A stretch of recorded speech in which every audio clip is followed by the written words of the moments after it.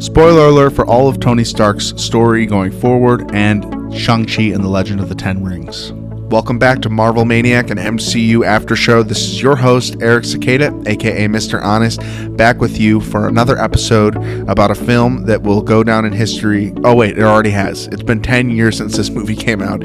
Iron Man 3.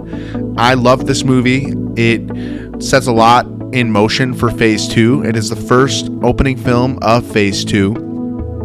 We have covered all of Phase 1 on this podcast. So you go back in our catalog, you can find Iron Man through the Avengers, except we haven't covered the Incredible Hulk with Edward Norton yet, so that might be a retrospective look I'll do at some point in the future. Let me know if you're interested in that. marvelmaniacpod@gmail.com. Iron Man 3 was released on May 3rd, 2013, and it was a follow-up to the Avengers. About a year later, we hadn't gotten anything yet, and finally Iron Man 3 was coming out, and fans couldn't be more excited about this release. It would show a lot about the fallout of the Avengers and where Phase 2 was going inevitably.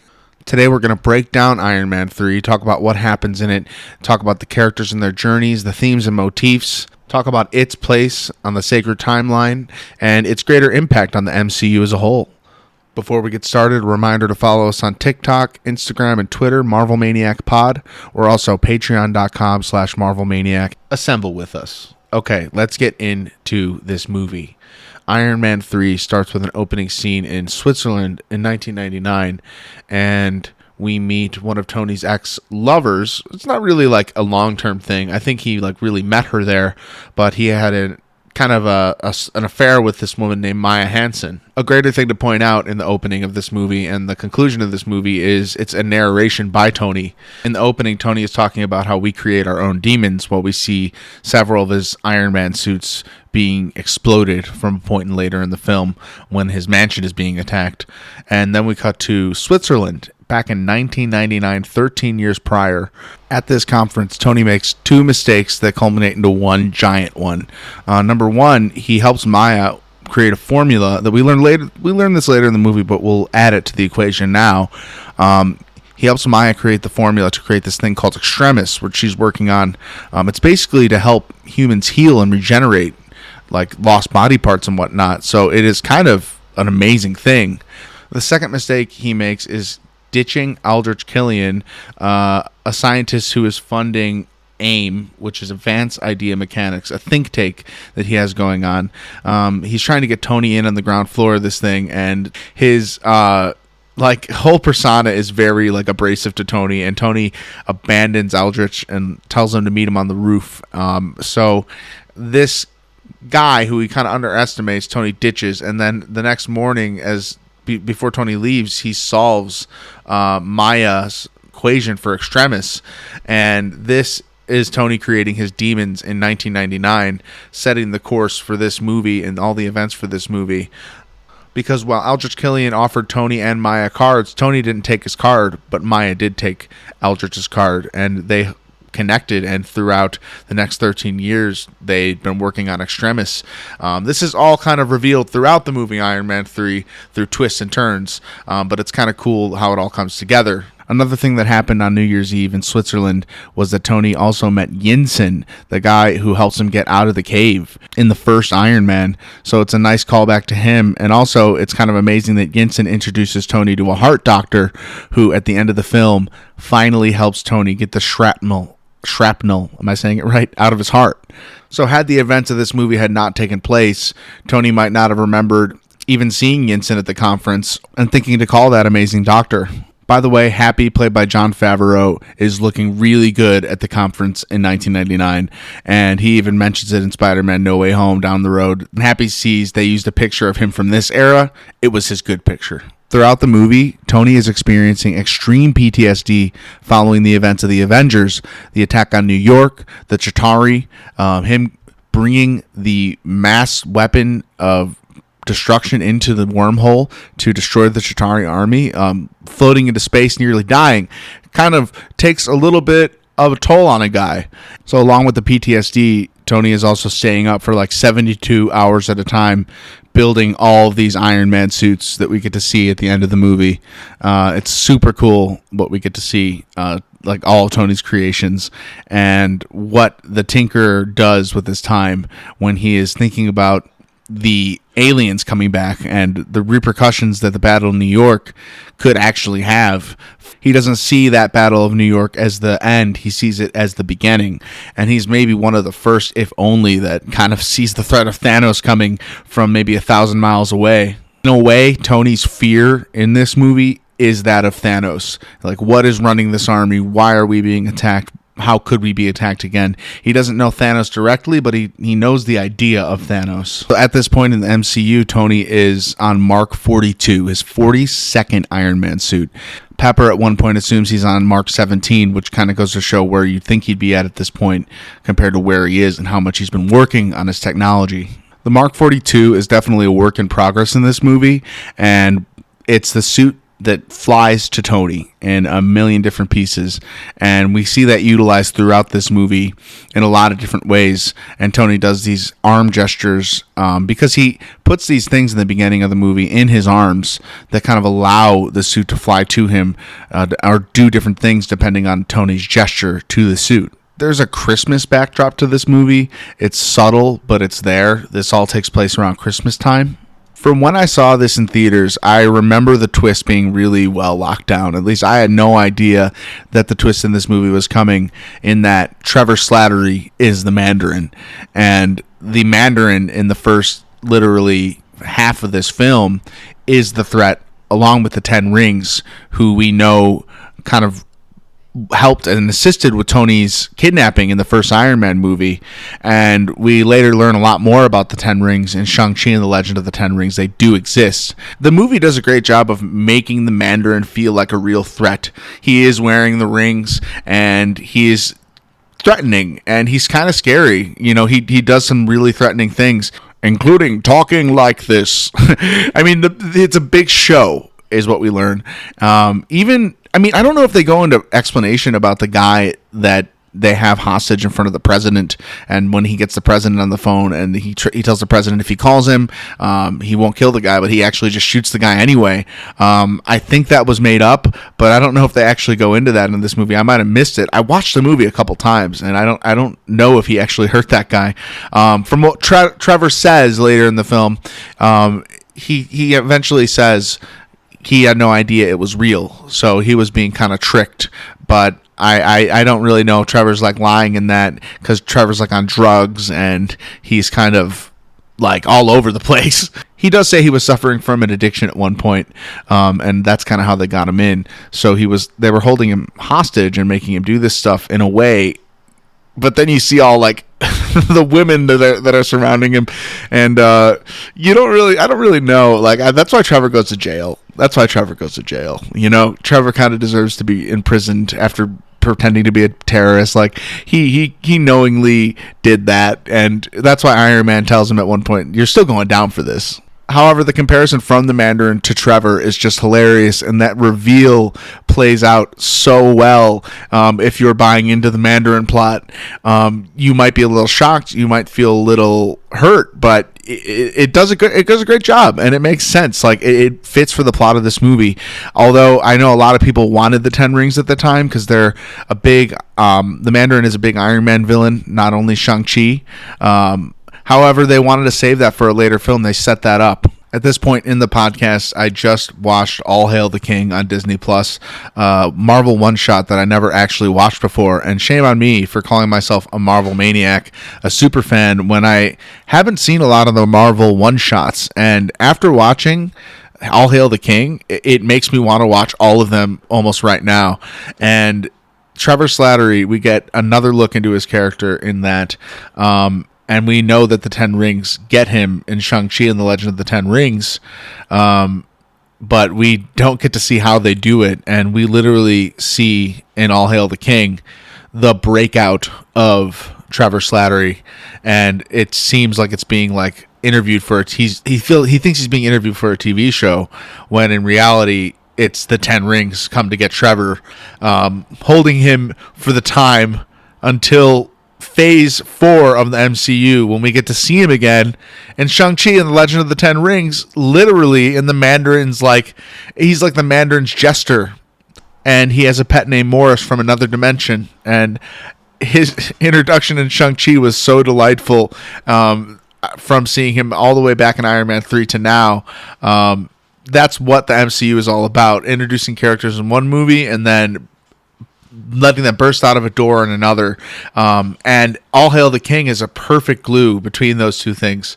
And the post-credit scene for All Hail the King, there is one during the credits, and it's Justin Hammer, the arms dealer from Iron Man 2.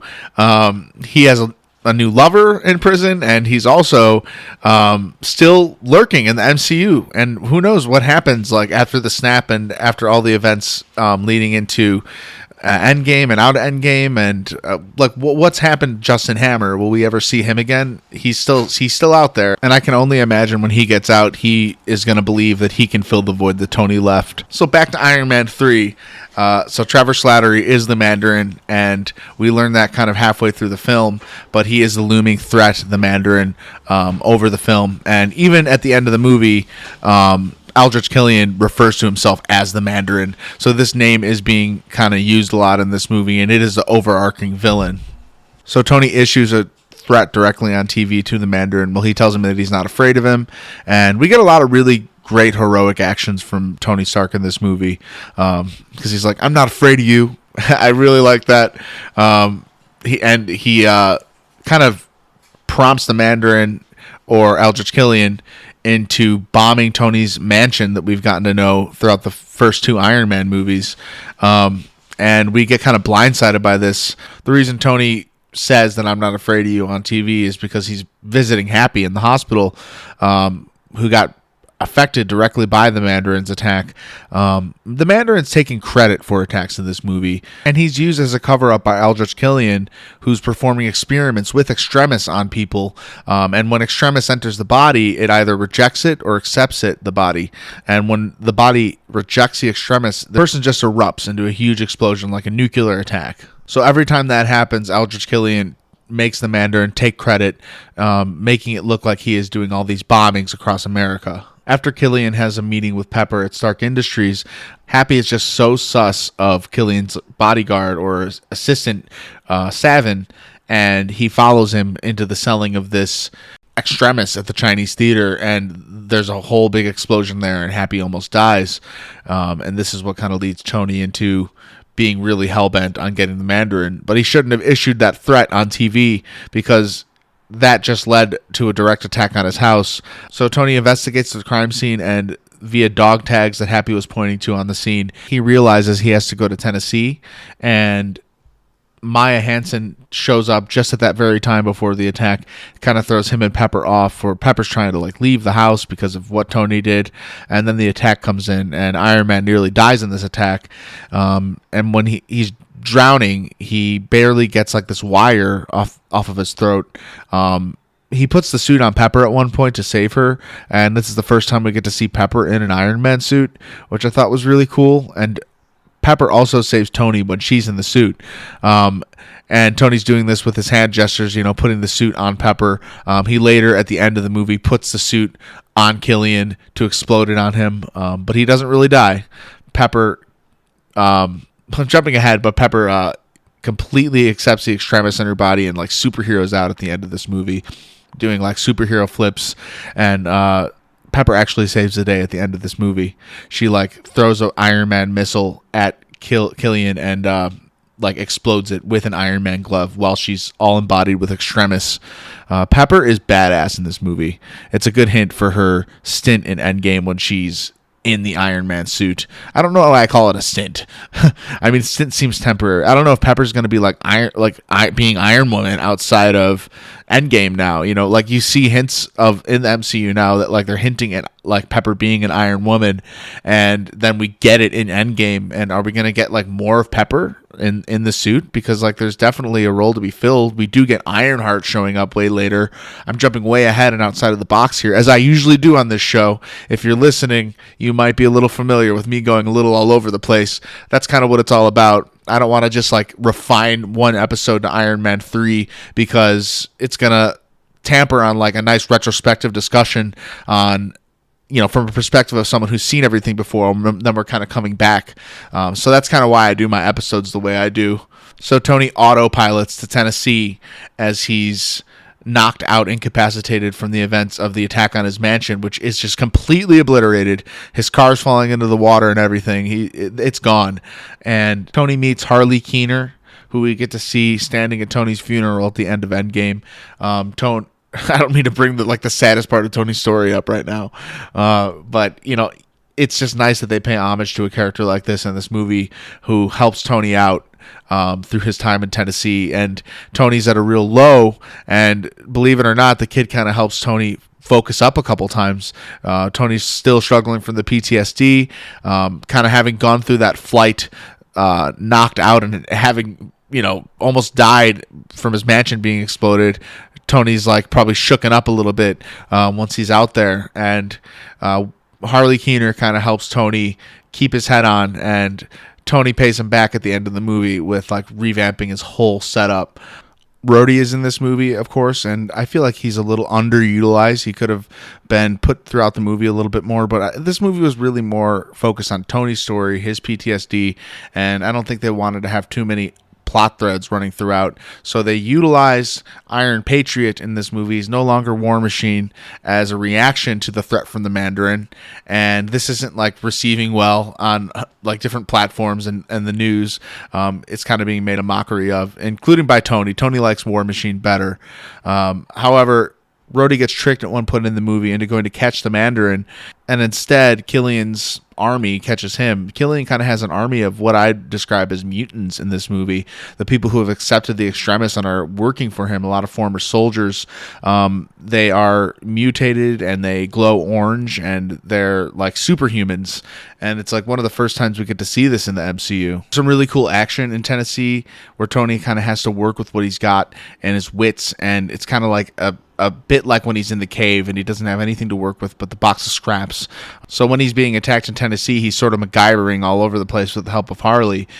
This is kind of cool part where the water tower is being brought down by Savin. After the fight in Tennessee with Rhodey's login, Tony finally learns about the extremist program and assumes the Mandarin and Eldritch Killian are working together, and Killian brought extremists to the Mandarin.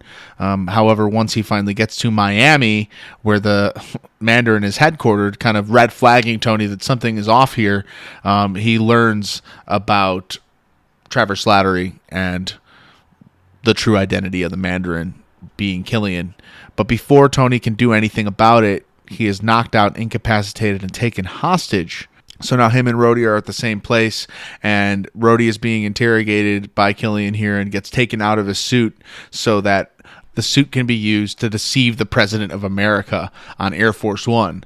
Tony MacGyvers his way into the mansion, and he also MacGyvers his way out of the mansion with two pieces of his Iron Man suit arriving to save him and help break him out. And he finally meets Rhodey, where they realize the Iron Patriot suit has been stolen. Savin uses the Iron Patriot suit to kidnap the president, in which he'll put him over an oil rig for the ending scene of this movie. Killian tells the president that he's basically doing it because of an oil spill, and he wants to make it a big ironic showpiece for the Mandarin to mock the president, because the president cleared everyone's names off of an oil spill. No one really had to answer for it. But before this, there's a giant hole left in the plane of Air Force One, and 12 people falling, free falling, and Iron Man needs to save them. And it's one of my favorite parts of the movie. It's so chaotic, and the visuals are so cool. Iron Man falling through the sky and saving all these people, and he can only save 4, so he has to think of a way to actually save the people, and they all connect hands, and Iron Man does save the day. And just as Iron Man's getting up on the bridge, after he saves all these people, he gets run over by a truck, and we learn that Tony is actually manually piloting the suit from a different location with Rhodey in the back of a van. And this is one of the first times we see this. We see this followed up on in a later movie. I believe it's Spider-Man Homecoming, where we think Iron Man's in the suit, but he's actually not in the suit. It was a nice trick, because you really think he is, because they keep showing his face like he is in the suit. A plot point I didn't even mention is that Pepper is being held hostage by Killian in this movie.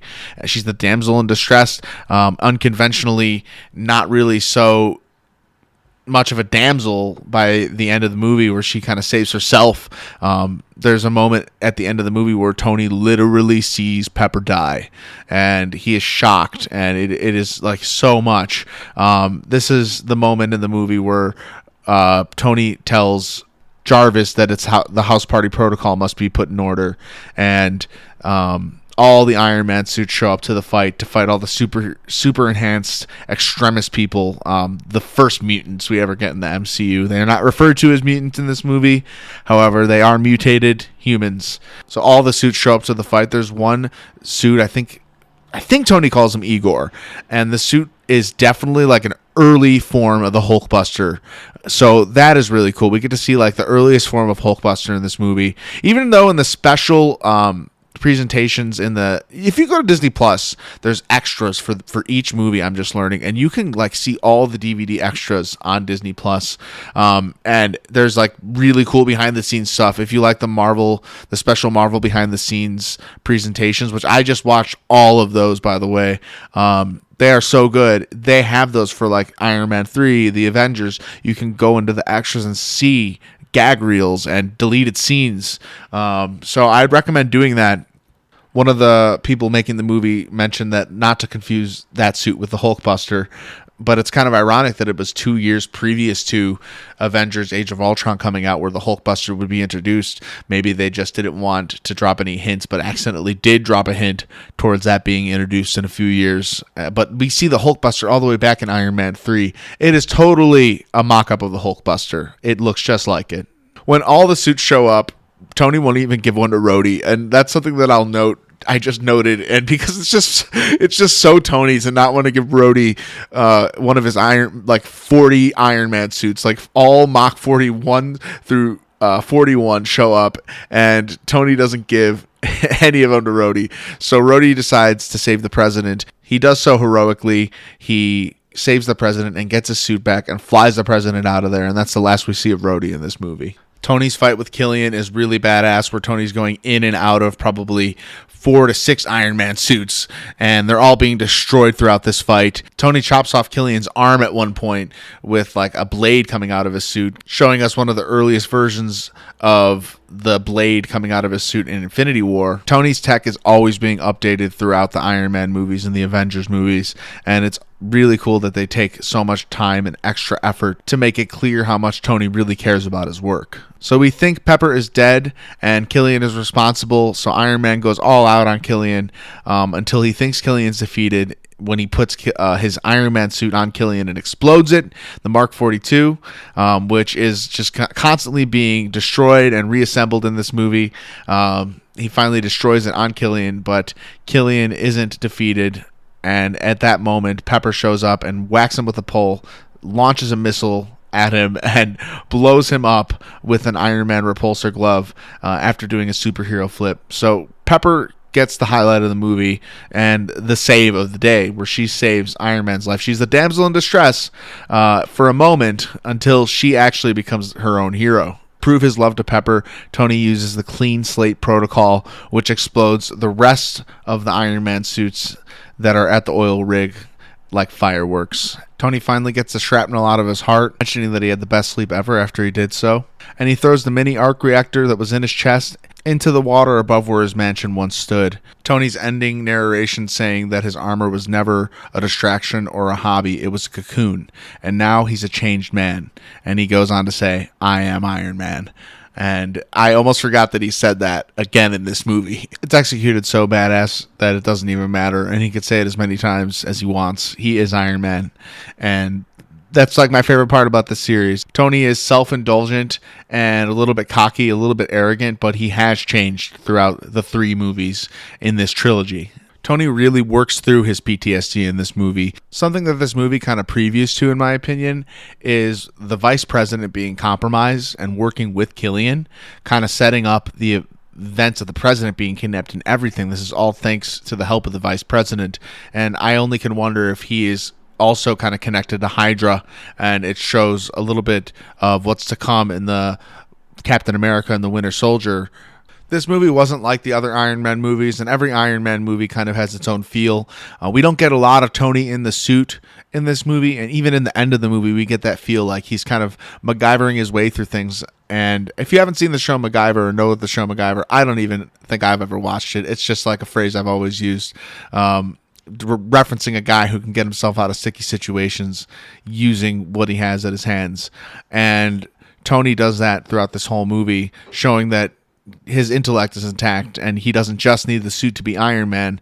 The man makes the suit doesn't make the man. I like the idea of Killian as a villain in this movie, and the fact that he was kind of created by Tony's ignorance before he was ever Iron Man, and his demons actually coming back to haunt him. And two mistakes he made, like I said, by rejecting Killian and also by giving Maya Hansen literally the formula of Extremis and creating the villain, like physically creating Extremis. Tony nonchalantly gave her the formula to that, and everything that they worked on off of that from that point for 13 years, thanks to Tony. And Tony doesn't even really remember until he's reminded of it. Themes present in Iron Man 3 are identity, fear, and redemption. Tony trying to figure out who he is outside of the Avengers and outside of even being Iron Man. The fear of what's to come after the events of the Battle of New York, and redeeming himself by the end of the movie to Pepper by destroying even all of his suits to show that he's not just Iron Man. He is Tony Stark. The Christmas backdrop in this movie makes for a lot of fun, and the snowy environment in Tennessee gives a lot of contrast to when Tony's out in California or Malibu. The film was directed by Shane Black, opposed to Jon Favreau, who directed the first Iron Man films. Jon Favreau still takes his role of Happy in this movie, but this is the first Iron Man where we're getting, aside from Avengers, obviously, where we're getting a new director on Iron Man. This movie really sets up Avengers Age of Ultron in a really big way, where when Tony is not afraid and in fear and having these anxiety attacks, he's working to prevent a greater threat. And after seeing how Tony is affected by the events of the Battle of New York and Avengers, it's not a surprise to see why he would want to create Ultron in Avengers Age of Ultron. This movie is also really important in setting up like what Tony does in his free time between movies. Going forward, even, he's capable of creating 42 marks of different armors just between Avengers and this movie. So when we see his technology advance and upgrade throughout the upcoming Avengers movies and Civil War and all that, it's not a huge surprise to us because we know how much Tony works on his technology. Stan Lee's appearance in this movie is him holding up the number 10 at what I believe is, it's not a fashion show. I don't know what it is. It's like a talent competition or something. Stan Lee's holding up the number 10 really quick when Tony's in the news van. In May, when this movie becomes 10, I just won't believe it, because we haven't had an individual Iron Man film since the year 2013 at this point. And if RDJ ever comes back to be Iron Man for Iron Man 4, I think it would be really awesome. With all they're doing to set up the multiverse saga right now, to not think that RDJ would want to get in and play some Tony Stark variants, it just seems like nonsensical for him to not. I want to see more Iron Man. His sacrifice in Endgame will never be forgotten, no matter what they do with the character of Tony Stark, because variants exist, and that's where we are now. If you're kind of a newer fan listening and you didn't care about the spoiler warning at the beginning, I'm kind of letting go of some major plot points for Iron Man going forward. So I hope you heeded my spoiler warning. If not, I'm sorry. Phase 2 is a lot like Phase 1, where we get our main heroes that we've already kind of gotten to know. Iron Man, Thor, Captain America. They get their own second releases in all their franchises, and that all culminates into Age of Ultron, with the final movie of Phase 2 being Ant-Man finally introducing a new hero into the franchise. Overall, I thought Iron Man 3 was a fantastic movie. We got to dive deeper into Tony Stark's character and who he really is under the suit.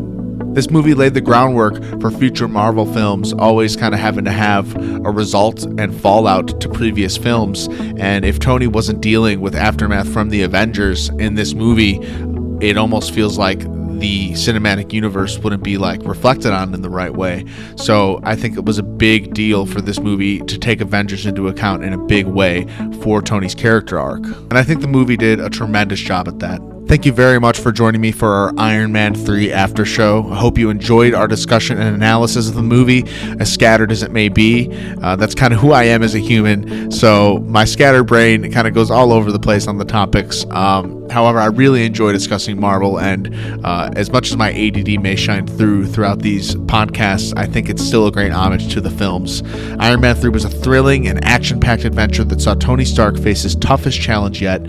From his battle with the Mandarin to his struggle with PTSD, the movie was filled with exciting moments and powerful character development. If you have any positive feedback or suggestions for future episodes, email marvelmaniacpod@gmail.com. Remember, you can always stay up to date with all of our Marvel Maniac madness and content by following us on TikTok, Twitter, and Instagram at Marvel Maniac Pod. And don't forget to like, share, and subscribe to our YouTube channel now, Marvel Maniac, an MCU After Show on YouTube, for more exciting content, including shorts. We're patreon.com/Marvel Maniac, where I'll be posting bonus content there. There's some stuff from early episodes there now.